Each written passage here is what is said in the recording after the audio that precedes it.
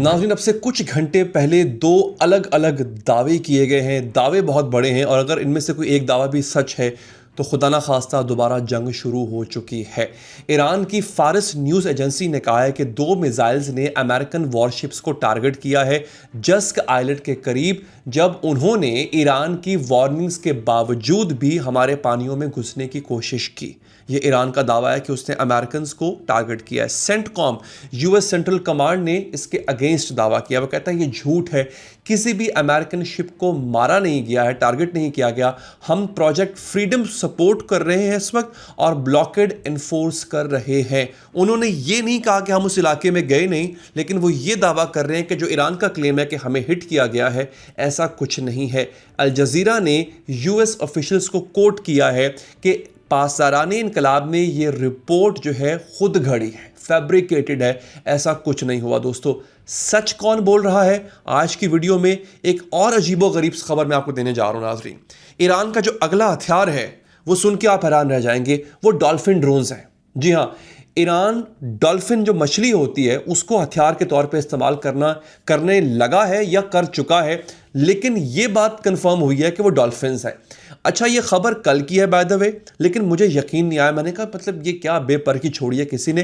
फिर wall street journal ने इस पर रिपोर्ट दी है और जब मैं आपको बताऊंगा तो बड़े हैरान हो जाएंगे कि जानवरों को हथियार के तौर पे इस्तेमाल किया जा रहा है और ये पहली बार है कि समंदरी जानवरों को हथियार के तौर पे इस्तेमाल किया जाएगा। तो आपने इस वीडियो में मेरे साथ बने रहना है ताकि आप इस इंफॉर्मेशन को मिस ना करो। सबसे पहले सेंटकॉम ने जो रिपोर्ट किया वो समझिए, जो इस वक्त बहरे हुर्मुज़ में एक तरह से जंग छिड़ी हुई है और तकरीबन मामला खराब लग रहे हैं। यूएस नेवी के गाइडेड मिसाइल डिस्ट्रॉयर्स अभी अरेबियन गल्फ में ऑपरेट कर रहे हैं, बहरा अरब में। हुर्मुज़ से गुजर के हम प्रोजेक्ट फ्रीडम को सपोर्ट कर रहे हैं।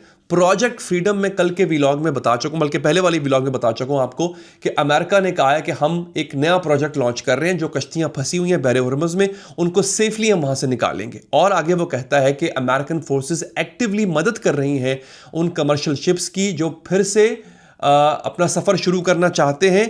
पहले कदम के तौर पे दो अमेरिकन शिप्स कामयाबी से हुर्मुज़ से गुजर गई हैं और ट्रंप ने कंफर्म भी किया है कि 2 US flagged merchant vessels have passed successfully from the strait of Hormuz. यह है प्रोजेक्ट फ्रीडम, अमेरिकन शिप्स को हुर्मुज़ से बाहर निकालना। लेकिन अभी सिर्फ 2 शिप्स निकली हैं, वो भी अमेरिकन शिप्स हैं, बाकी मुल्कों की अभी नहीं निकली हैं। ईरान कह रहा है कि हमने नहीं निकलने दी। अमेरिकन बहरी बेड़े आए थे बहरे हुर्मुज़ के अंदर उन शिप्स को निकालने के लिए, हमने मिसाइल फायर किए जिससे वो वापस लौट गए। अब आते हैं एक और बड़ी खबर के ऊपर। बैरेक रेविड, ये एक्सियोस के रिपोर्टर हैं, इन्होंने रिपोर्ट किया है कि यूएस फोर्सेस के रूल्स ऑफ एंगेजमेंट बदल गए हैं। अब यानी उन्होंने अपने रूल्स ऑफ एंगेजमेंट, जो उसूल हैं एंगेजमेंट के, बदल दिए हैं। उन्हें इजाजत है कि हुर्मुज़ क्रॉस करने वाली कश्तियों, शिप्स या जहाज़ों के खिलाफ फौरी कार्रवाई की जाए और डायरेक्ट हमला किया जाए। जैसे उनको अगर आईआरजीसी की फास्ट बोट यानी आईआरजीसी की अगर कश्तियां नजर भी आए तो उन पर हमला करने की इनको इजाजत दी गई है। यानी ये सीज फायर है फिलहाल, याद रखिए। इस सीज फायर को मजीद पतला कर दिया गया है, मजीद नाजुक कर दिया गया है कि अगर आईआरजीसी की बोट नजर भी आए, हमला नहीं नजर भी आए, तब भी अमेरिकन शिप्स उन पर हमला करेंगी। इसका मतलब क्या होगा? पहले रूल्स टाइट थे, यूएस फोर्सेस को अब सीधी इजाजत है। सीज फायर एक गोली चलने से भी खत्म हो सकता है नाज़रीन। ये एस्केलेशन है। सीज फायर टेक्निकली कायम है, लेकिन उसके जो रूल्स हैं अब इतने नैरो कर दिए गए हैं, इतने थिन कर दिए गए हैं कि वो किसी वक्त भी वायलेट हो सकते हैं। अब है ईरान का क्लेम। फारिस न्यूज़ एजेंसी ने कहा है कि 2 मिसाइल्स ने अमेरिकन वॉरशिप्स को मारा है जस्क आइलैंड के करीब। सेंटकॉम ने इसका जवाब दे दिया। अल जजीरा कह रहा है कि यूएस ऑफिशियल्स कह रहे हैं कि रिपोर्ट गलत है। तो असली में क्या हुआ है? 2 पॉसिबिलिटीज़ हैं यहाँ पे, दोनों आपने बड़े गौर से सुननी है क्योंकि आपको समझ आ जाएगा इन पॉसिबिलिटीज़ को सुनने के बाद कि एग्जैक्टली बहरे हुर्मुज़ में सरे दस्त चल क्या रहा है। ईरान ने मिसाइल चलाए लेकिन लगे नहीं। ईरान बोल रहा है कि लग गए। एक ये, दूसरा कि ईरान ने मिसाइल्स चलाए ही नहीं और ये सिर्फ साइकोलॉजिकल वॉरफेयर है, और हर मुल्क याद रखें साइकोलॉजिकल वॉरफेयर करता है। ऑपरेशन सिंदूर में आपको याद है भारत की तरफ से बारहा कहा गया था कि हमने भी पाकिस्तान के जहाज गिराए, हालांकि जहाज कोई नहीं गिरा था, लेकिन साइकोलॉजिकली प्रेशर में लाने की कोशिश की जा रही थी। फिर पाकिस्तान ने जो क्लेम किया उसको बाद में अमेरिका ने उसको अप्रूव कर दिया दोस्तों। और यहां पे आप देखें कि जो हमसाया ममालिक हैं कहीं ना कहीं वो अभी भी टारगेट हो रहे हैं। और यहां पर एक पॉलिसी जिस पर काफी तनकीद की जाती है ईरान पे, कि ईरान सब कुछ करे लेकिन जो ईरान के हमसाया ममालिक हैं जिनके साथ ईरान को रहना है उनके साथ फिलहाल सीज फायर की पाबंदी को कायम रखा जाए। तो ईरान का एक और हमसाया मुल्क है, उसके साथ उनका यह दावा है कि उन्होंने उनके टैंकर पे ईरान ने हमला किया है और इसको उन्होंने बुरी तरह से कंडेम भी किया है। यहां पर एक बहुत बड़ा तबका है जो कहता है कि ईरान को यह काम नहीं करना चाहिए, उसकी अमेरिका से जो इस वक्त बराह रास्त मखासमत चल रही है वो वहां तक रहे। अब ये तीन अलग कहानियां हैं। अब ट्रंप बीच में घुस आता है, इन कहानियों के बीच में ट्रंप घुस गया। कैसे? एक्सियोस रिपोर्ट कर रहा है ट्रंप ने एक प्लान जो है उस पर गौर किया था। ये बड़ा इंपॉर्टेंट है। ये मैं आपको क्यों बता रहा हूं कि जो बैरे हुर्मज़ में इस वक्त सिलसिला चल रहा है ये एक पतली डोरी पे चल रहा है और ये एक्सियोस रिपोर्ट कर रहा है। बड़ी इंपॉर्टेंट खबर है। ट्रंप ने कुछ घंटे पहले प्लान किया था कि जितनी भी कश्तियां हैं फंसी हुई, अमेरिकन कश्तियां खासतौर पर बैरे हुर्मज़ में, उनको ताकत से वहां से निकाला जाए, यानी जंग छेड़ के निकाला जाए। लेकिन आखिरी वक्त पे ज्यादा एहतियाती तरीका चुना गया जिससे कम से कम नुकसान हो, और वो क्या था? ये ऑपरेशन फ्रीडम। यानी ऑपरेशन फ्रीडम के आगाज से चंद घंटे पहले, और ये इसका आगाज कब होना था? मंडे को। आज होना था दोस्तों इसका आगाज। मंडे को ही जंग छिड़ सकती थी, लेकिन न जाने ऐसा क्या होता है कि ट्रंप ने आखिरी वक्त में अपना इरादा बदल लिया। दोस्तों यूएस ऑफिशियल्स कहते हैं कि प्रेसिडेंट एक्शन चाहता है, वो बैठ नहीं सकता, आराम से टिक के नहीं बैठ सकता। ये खुद यूएस ऑफिशियल्स कह रहे हैं। मतलब ट्रंप ताकत का इस्तेमाल करना चाहता था लेकिन फिर उसको या रोका गया या रुक गया। और यहां पे आता है पाकिस्तान का किरदार। वाकिफान हाल ये कहते हैं कि इसमें पाकिस्तान ने दोबारा किरदार निभाया। ट्रंप दोबारा जंग आज शुरू करना चाहता था लेकिन पाकिस्तान ने यह काम नहीं होने दिया है। पाकिस्तान ने क्या किया है वो भी मैं आगे चल के आपको बताता हूं। अमेरिका से जुड़ी एक बुरी खबर भी आपको देता हूं। एक ऑयल मॉनिटरिंग फर्म कहती है कि दूसरा Iranian super tanker US navy से बच के निकल गया है और वो इस वक्त इंडोनेशिया के पानियों में है। ये आप देखें, ब्लॉकेड। देखिए अमेरिका अगर परेशान है तो उसकी परेशानी की वजह भी है ना कि बमबारी काम नहीं करी, ब्लॉकेड भी काम नहीं कर रहा। और ये मैं आपको ऑयल मॉनिटरिंग फर्म और अल जज़ीरा की रिपोर्ट दोनों बता रहा हूं कि सुपर टैंकर, ये सुपर टैंकर जो है ये बहुत बड़ा होता है, ये कोई छुपने वाली चीज नहीं है। ये यूएस नेवी के ब्लॉकेड से बच के इतना आगे चला गया है कि कहां ईरान कहां इंडोनेशिया, इस वक्त वो इंडोनेशिया के पानियों में फिर रहा है दोस्तों। और दूसरा टैंकर है ये जो ब्लॉकेड बाईपास कर गया है। इससे पहले 72 घंटों के अंदर 52 ईरानियन टैंकर निकल चुके थे और एक सुपर टैंकर है वो भी निकल गया दोस्तों। अब जो ब्लॉकेड है उसके बारे में शकों शुबात पैदा हो चुके हैं। खुद अमेरिकन के शकों शुबात है कि क्या ये ब्लॉकेड असल में काम कर रहा है या नहीं कर रहा। अब मैं आता हूं उस खबर पे जिसका मुझे भी इंतजार था, मैंने भी उस पर बड़ी रिसर्च की और मैं आपके सामने भी गोशगुजार कर रहा हूं, और वो है डॉल्फिन्स वाली। और ये वॉल स्ट्रीट जर्नल ने रिपोर्ट किया, जाके आप गूगल पे देख भी सकते हैं।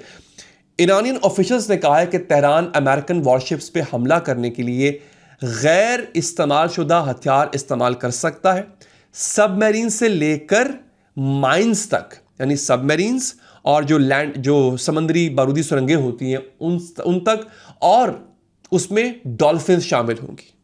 डॉल्फिन्स, समुद्री मछलियां, डॉल्फिन्स, वो बारूदी सुरंगें उन पर लिपटी होंगी और वो जो है वो जहाज़ों में जाके उनको उड़ाएंगी। लोगों ने इसका मजाक उड़ाया, मैंने भी उड़ाया कि ये क्या अजीब पागलपन वाली खबर है दोस्तों। अब समझियो आपके मिलिट्री डॉल्फिन्स की तारीख क्या है। और जब मैंने ये पढ़ा कि मिलिट्री डॉल्फिन्स भी होती हैं, मैं हैरान रह गया कि माजी में भी डॉल्फिन्स को इस्तेमाल किया गया है। 1960 से US Navy marine mammal programme चला रही है। मैमल कहते हैं वो जानवर जो बच्चे देता है, दूध देता है। डॉल्फिन बच्चे देती है, उसको मैमल शुमार किया जाता है। सैन डिएगो में 85 डॉल्फिन्स और 50 सी लायंस जो है वो रखे गए थे। उनको ट्रेन किया गया था। वो करते क्या थे?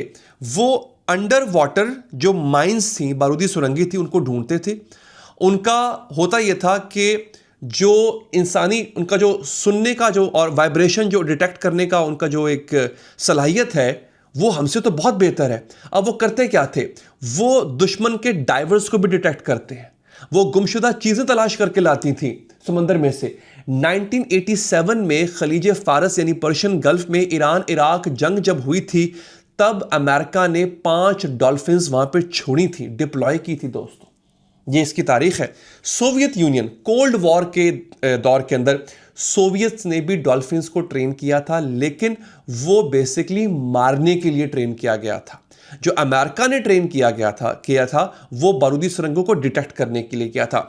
फिर सोवियत ने आके पासा पलट दिया, उन्होंने कहा नहीं, डॉल्फिन अटैक भी करेगी। अब इनके ऊपर हार्पून्स लगे हुए थे। ये हार्पून आप तस्वीर में देख भी सकते हैं कि हार्पून होता क्या है। बेसिकली ये बड़ी मछली को मारने के लिए इस्तेमाल होता है। और होता यह था कि जो डाइवर्स होते थे ना, जो कि समंदर में गोता लगाने वाली फौजी होते थे, उन पे हमला किया जाता था इसके जरिए। फिर कार्बन डाइऑक्साइड की सिरिंजेस थी दुश्मन को मारने के लिए, वो लगी होती थी। बॉम्ब स्ट्रैप्ड थे, कामाकाजी स्टाइल जो बॉम्ब होते हैं वो लगे होते थे डॉल्फिन पे, कि डॉल्फिन जाके किसी शिप में लगती थी और खुद भी मर जाती थी और जहाज भी तबाह करती थी। फिर क्या होता है दोस्तों, सन 2000 में बीबीसी ने रिपोर्ट किया कि सोवियत यूनियन गिरने के बाद यूक्रेन के पास ये डॉल्फिन्स आ चुके थे। यूक्रेन अफोर्ड नहीं कर सकता था तो उसने ये ईरान को बेच दिए। 27 ट्रेंड मिलिट्री डॉल्फिन्स ईरान के पास आ गए यूक्रेन के जरिए। तो ईरान के पास पहले से भी डॉल्फिन्स हैं, सोवियत की ट्रेंड की हुई डॉल्फिन्स हैं, और अब वो मजीद डॉल्फिन्स ट्रेन कर चुका हुआ है जो कि खुद बारूदी सुरंगों का काम भी करेंगी और बारूदी सुरंगें ढूंढेगी भी। तो बेसिकली जब मैंने इस पर रिसर्च की तो पता चला कि ये साइंस फिक्शन नहीं है, ये हकीकत है दोस्तों। अब ये कितनी अजीबो गरीब बात है। अब जरा समझिए कि डॉल्फिन्स जो हैं ये मिलिट्री में क्यों इस्तेमाल होती हैं। डॉल्फिन्स के पास ना इको लोकेशन एक सिस्टम होता है, अल्लाह का दिया हुआ सिस्टम है, वो है इको लोकेशन। वो क्लिकिंग की आवाज जो होती है वो निकालती है, टक टक टक निकालती है एक आवाज। हमारे एडिटर साहब चला भी रहे होंगे, आप सुन भी सकते हैं साथ में। ये एक आवाज है, ये क्या करती है, ये अंडर वाटर चीजों से टकरा के वापस आती है ये आवाज। इससे इनको डॉल्फिन्स को पता चलता है कि कहां पे क्या पड़ा हुआ है और वो कितनी दूर है। इंसानी जो सोनर है वो कमजोर है डॉल्फिन्स के मुकाबले में। मैं आपके सामने एक एक्सपर्ट की राय रखता हूं, वो कहते हैं कि डॉल्फिन्स आधे घंटे में वो चीजें ढूंढ लेते हैं जो ऑटोमेटेड रोबोट्स कई कई दिन ढूंढने में नाकाम हो जाते हैं। तो मिलिट्री डॉल्फिन्स क्या कर सकते हैं, माइंस ढूंढते हैं, अंडर वाटर माइंस लोकेट करना इनका काम है। डाइवर्स जो होते हैं गोताखोर उनको डिटेक्ट करते हैं और वो एक तरह से उन पर हमला भी कर सकते हैं। चीजें उठा के लाते हैं समंदर के तहों में से, गुमशुदा इक्विपमेंट लेकर आते हैं, फिर वो हमला करते हैं। हार्पून्स या बॉम्ब्स लेकर वो हमला भी करते हैं। ईरान के पास सोवियत ट्रेन डॉल्फिन्स हैं और अगर वो माइंस लगाने के लिए, बारूदी सुरंगें लगाने के लिए ट्रेंड हैं तो फिर भी खतरा है, और अगर वो ढूंढने के लिए ट्रेंड है तब भी ईरान इसका अच्छा इस्तेमाल कर सकता है दोस्तों। अब यहां पे मैं आपके सामने एक स्ट्रेटेजिक एनालिसिस रखने जा रहा हूं।